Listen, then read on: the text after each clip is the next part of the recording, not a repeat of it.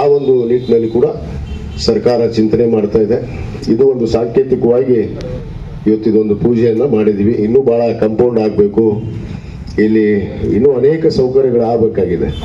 ಆ ಸೌಕರ್ಯಗಳಿಗೆ ಖಂಡಿತವಾಗಿ ನಾವು ಬದ್ಧತೆ ಯಂತ್ರ ನಮ್ಮ ಆರೋಗ್ಯ ಸಮಿತಿಯ ಉಪಾಧ್ಯಕ್ಷರು ನಾವು ಎಲ್ಲರೂ ಕೂಡ ಬದ್ಧತೆ ಯಂತ್ರ ನಾವು ಕಾರ್ಯವನ್ನು ನೆರವೇರಿಸ್ತೀವಿ ಅನ್ನೋ ಮಾತನ್ನು ಕೂಡ ನಾನು ಈ ಸಂದರ್ಭದಲ್ಲಿ ಹೇಳಿ, ಮತ್ತು ಇಲ್ಲಿರುವಂಥ ನಮ್ಮ ವೈದ್ಯಾಧಿಕಾರಿಗಳು, ನಮ್ಮ ಚೈತನ್ಯ ಶಾವಿಯವರಾಗಿರ್ಬೋದು, ನಮ್ಮ ಅನೇಕ ವೈದ್ಯರು ಏನಿದ್ದಾರೆ, ನಮ್ಮ ಬಿರಾದರ್ ಅವರು, ವಿದ್ಯಾಶಂಕರ್ ಅವರು ಭಾಳ ಒಳ್ಳೆಯ ಕಾರ್ಯವನ್ನು ನಡೆಸ್ತಾ ಇದ್ದಾರೆ. ಭಾಳಷ್ಟು ಜನ ವೈದ್ಯರು ಕೂಡ ಇಲ್ಲಿ ಸ್ವಇಚ್ಛೆ ಯಂತ್ರ ಕೆಲಸ ಕೂಡ ಮಾಡ್ತಾ ಇದ್ದಾರೆ.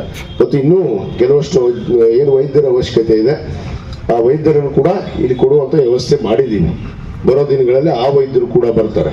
ಒಟ್ಟಾರೆ ನಮ್ಮ ಉದ್ದೇಶ ಆಸ್ಪತ್ರೆಗೆ, ಸರ್ಕಾರಿ ಆಸ್ಪತ್ರೆ ಅಂದ್ರೆ ಮನಸ್ಸು ಎಲ್ಲರಲ್ಲಿ ಏನು ಬೇಜಾರು, ಅಲ್ಲೇನ್ರಿ ಸರ್ಕಾರಿ ಆಸ್ಪತ್ರೆಗೆ ಹೋದ್ರೆ ಏನು ಸಿಗುತ್ತೆ, ಯಾವುದೋ ಒಂದು ₹1 ವೆಚ್ಚದಲ್ಲಿ ನಾವು ಹುನಗುಂದ ಹಾಸ್ಪಿಟ್ಲಿಗೆ ಮಂಜೂರಾತಿ ಮಾಡಿದ್ದೀವಿ.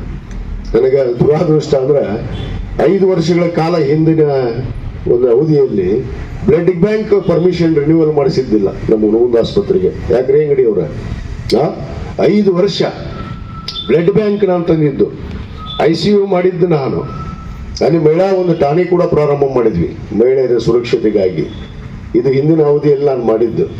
5 ವರ್ಷ ಬ್ಲಡ್ ಬ್ಯಾಂಕ್ ರಿನ್ಯೂವೇಷನ್ ಮಾಡಲಿಲ್ಲ ಅವರು. ನಾನು ಡಯಾಲಿಸಿಸ್ ಮಿಷನ್ ಕೂಡ ಕೊಟ್ಟಿದ್ದೀನಿ ಅಲ್ಲಿ, ಕಳೆದ ಅವಧಿಯಲ್ಲೇ ಕೊಟ್ಟಿದ್ದು.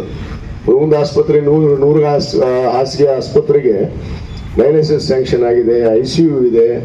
ಎಲ್ಲ ಖಾಸಗಿ ಆಸ್ಪತ್ರೆಗಿಂತ ಎಲ್ಲ ಸೌಕರ್ಯಗಳನ್ನು ಒದಗಿರುವಂತಹ ಆಸ್ಪತ್ರೆ ನಮ್ಮ ಹುನಗುಂದ ಆಸ್ಪತ್ರೆ ಅನ್ನೋ ಮಾತನ್ನು ಹೆಮ್ಮೆ ಅಂತ ಹೇಳಕ್ಕೆ ಇಚ್ಛೆ.